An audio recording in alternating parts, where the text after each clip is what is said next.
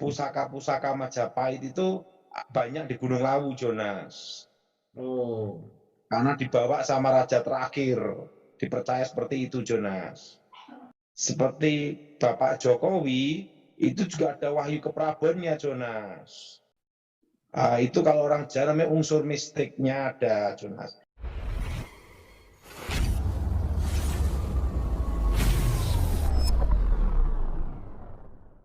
Shalom sahabat khotbah populer.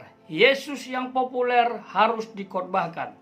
Pada kesempatan ini kita akan bongkar pusaka-pusaka Majapahit dan wahyu keprabon. Seperti apa pembahasan lengkapnya? Mari kita dengarkan tentunya bersama hambanya Evangelis Daud Tony. Semoga memberkati. Kalau musim Pilpres ini, yang paling rame itu kuburan. Banyak yang ziarah-ziarah di kuburan, orang-orang yang dianggap sakti atau hebat. Dukun-dukun, yang sering disebut penasihat spiritual. Itu sampai Pilpres 2024. Tetapi setelah Pilpres, beda lagi, Jonas. Yang rame rumah sakit jiwa, sama dokter psikiater, stres depresi. Dalam spiritual Jawa, ini sebelum saya bertobat ya Jonas ya. ya Pak. Ini kita ngobrol ya. Yaitu kemunculan namanya itu Kembang Wijoyo Kusumo, Jonas. Tepatnya di Nusa Kambangan, Jonas. Itu setiap 100 tahun tuh, Jonas. Itu katanya guru saya, Jonas. 100 tahun sekali muncul, Jonas. Dan itu kali memegang itu menjadi orang hebat lah atau sakti, dan namanya wahyu temurun namanya tuh, Jonas. Artinya itu tanda yang ditakdirkan, Jonas. Itu bentuknya apa Pak? Kembang itu memang? Iya, tapi itu kembang berbeda dengan yang lain, Jonas. Setelah itu orang Jawa tuh sebelum saya bertobat, Jonas ya, spiritual itu kakek saya ngomong itu keris Nogososro, Jonas. Itu yang banyak dicari orang karena dianggap sebagai wahyu keprabon, punya tentang wibawa dan kekuasaan, Jonas. Yang beredar di masyarakat itu banyak yang namanya putran, duplikat, Jonas. Cirinya apa Pak untuk membedakan yang asli atau yang tiruan? Apa yang duplikat? Ya beda kekuatannya, Jonas. Secara fisik nggak kelihatan tapi Pak ya? Bisa kelihatan, Jonas. Nah itu jadi kemunculan itu kan ada tombak baru kelinting atau tombak Kiai Pleret, macam-macam, Jonas ya. Tapi yang jelas biasanya menonjol itu keris Nogososro, Jonas. Yang di era Majapahit dulu. Nah, sedangkan tempat-tempat yang banyak yang orang datang, Jonas, itu Gunung Lawu, Jonas. Jadi sekarang ini yang rame itu dukun, kuburan, penasihat spiritual. Pusaka-pusaka Majapahit itu banyak di Gunung Lawu, Jonas. Oh, karena dibawa sama raja terakhir. Dipercaya seperti itu, Jonas. Tetapi nomor satu, siapapun presidennya, itu adalah pilihan Tuhan yang menentukan, Jonas. Dipercaya bahwa roh atau arwah orang yang meninggal, orang sakti, bisa menjadi pengantara antara Tuhan dan manusia, Jonas. Kuburan itu kuburan yang keramat-keramat atau kuburan yang seperti apa mungkin Pak? Kuburan yang orang sakti atau orang memiliki kanuragan atau kemampuan lebih, atau raja zaman dahulu, Jonas. Ya dianggap masih punya kekuatan wahyu keprabonnya ada itu, Jonas. Dalam roh itu memang ada Pak ya, kekuatan seperti itu masih ada Pak ya? Ada. Nah, kalau di adat Jawa itu percaya sekali tentang wahyu keprabon, Jonas. Wahyu keprabon. Untuk mimpin suatu negara, mimpin negara ini, Jonas. Iya. Nah, kalau Wahyu ke Prabon itu kayak ditentukan gitu loh, Jonas. Ditakdirkan gitu loh, Jonas. Iya. Seperti Wahyu ke Prabon dari Wahyu Kerajaan dulu itu ada di Ibu Tien Soeharto, Jonas. Kalau itu berarti Bapak Presiden Soekarno itu Wahyu ke Prabonnya masuknya ke Ibu Megawati. Makanya Ibu Megawati pun sekalipun tidak jadi presiden, tapi masih punya power, Jonas. Karena ada Wahyu ke Prabon. Nah, itu kepercayaan Jawa, Jonas. Jadi terah dari Presiden Soekarno itu Wahyu ke Prabon itu tidak dua, hanya satu, Jonas. Dalam garis keturunan, Jonas. Misalnya Presiden Soekarno, jelas sekali Wahyu ke Prabonnya itu ada di Ibu Megawati. Nah, setelah Ibu Megawati siapa? Nah, itu belum tahu, Jonas. Kalau Pak Harto itu Wahyu ke Prabon dari Ibu Tien, Jonas. Seperti Jenderal Sarwoedi, Letnan Jenderal Sarwoedi, Wahyu ke Prabonnya itu ada di Ibu Ani Yudhoyono, Jonas. Dan Ibu Ani Yudhoyono, Wahyu ke Prabonnya itu ada di Agus Harimukti, AHY, Jonas. Seperti Bapak Jokowi, itu juga ada Wahyu ke Prabonnya, Jonas. Itu kalau orang Jawa namanya unsur mistiknya ada, Jonas. Tapi kita anak Tuhan tidak ada di situ, Jonas. Ya. Dan ini saya bicara tentang Wahyu ke Prabon, Jonas. Berbeda dengan agama, Jonas. Agama. Nah, kalau Bapak Jokowi, Wahyu ke Prabonnya itu ada di Gibran, Jonas. Seperti Raja Inggris pun kan juga tetap ada garis keturunan juga, Jonas. Iya, Pak. Wahyu ke Prabon. Percaya atau tidak, itu di berbagai negara itu terjadi, Jonas. Yaitu dinasti, apa, Jonas? Dinasti. Kalau di Tiongkok itu dinasti. Seperti Presiden Amerika kan Bush, nanti berikutnya anaknya, kan gitu, Jonas. Ya. Jadi itu seperti garis gitu tuh. Biasanya itu setiap generasi itu satu, Jonas. Dipercaya di Jawa setiap jenderal pun itu ada wahyunya, Jonas. Ya. Seperti KSP Jenderal Muldoko itu ada dari Kediri, Jonas. Oh. Itu arahnya Singosari, Jonas. Jadi Ya. sebelum Majapahit. Nah, itu hal seperti itu di Jawa sangat dipercaya, Jonas. Jadi Pilpres ini itu hal-hal seperti itu, Jonas. Ya, kalau Pak Prabowo itu ada, Jonas. Karena Wahyu ke Prabon ini tidak mutlak harus keturunan. Jadi dia mau kemana itu takdir dari Yang Maha Kuasa, Jonas. Destiny, garis takdir penentuan, Jonas. Di Alkitab kita kan ada sebelum dunia dijadikan, ditentukan dan dipilih, Jonas. Kayak Gus Dur itu juga ada Wahyu ke Prabonnya, Jonas. Ya. Pasti keturunan dari kerajaan dia, Jonas.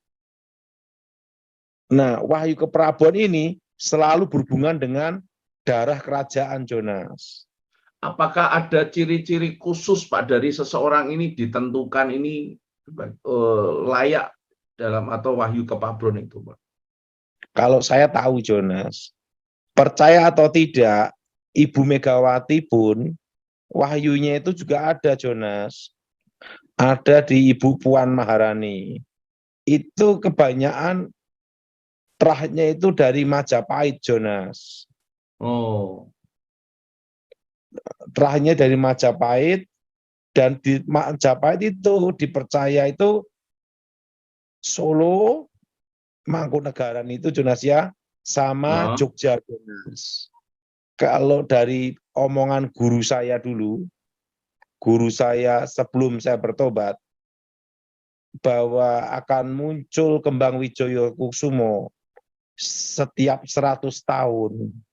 Itu ada di daerah Nusa Kambangan atau sekitar Cilacap, Jonas. Itu bisa tentang takdir, Jonas. Itu Ya. sebelum bertobat, Jonas. Kita orang Kristen tidak usah percaya hal-hal seperti itu. Sahabat khotbah populer, secara praktis apa sih yang dimaksud dengan wahyu ke Prabon? Wahyu ke Prabon adalah restu gaib dari leluhur untuk seseorang agar menjadi pemimpin tertentu. Seperti yang tadi sudah dijelaskan, bisa jadi presiden, wakil, gubernur, wali kota, dan lain sebagainya. Intinya restu dari gaib atau restu kuasa gelap untuk menjadi pemimpin. Dan ini bersifat mistik. Nah, sahabat pasti tahu kan? Kalau sudah bersifat mistik, tidak boleh kompromi sebenarnya. Dan saya sangat setuju ya dengan pendapat hambanya Evangelis Daud Tony. Orang Kristen tidak boleh ada di dalamnya dan tidak boleh percaya. Karena sejatinya restu yang paling dahsyat untuk menjadi pemimpin adalah Tuhan.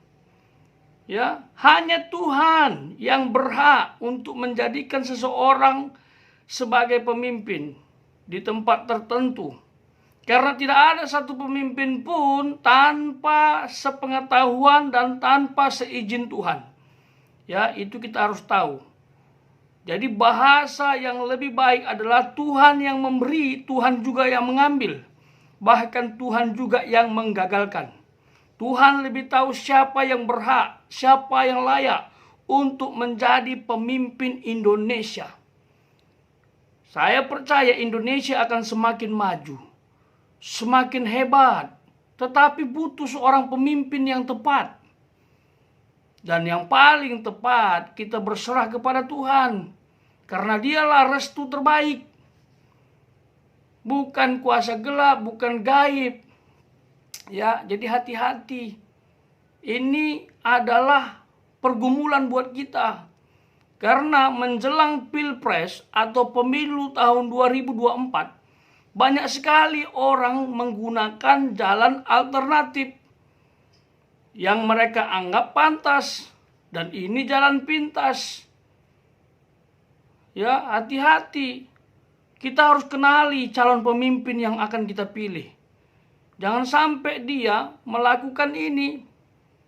Ada interaksi gaib yang dia lakukan ke kuburan orang-orang sakti yang dipercaya kalau datang ke kuburan itu minta sesuatu pasti akan dikasih, khususnya untuk menjadi pemimpin.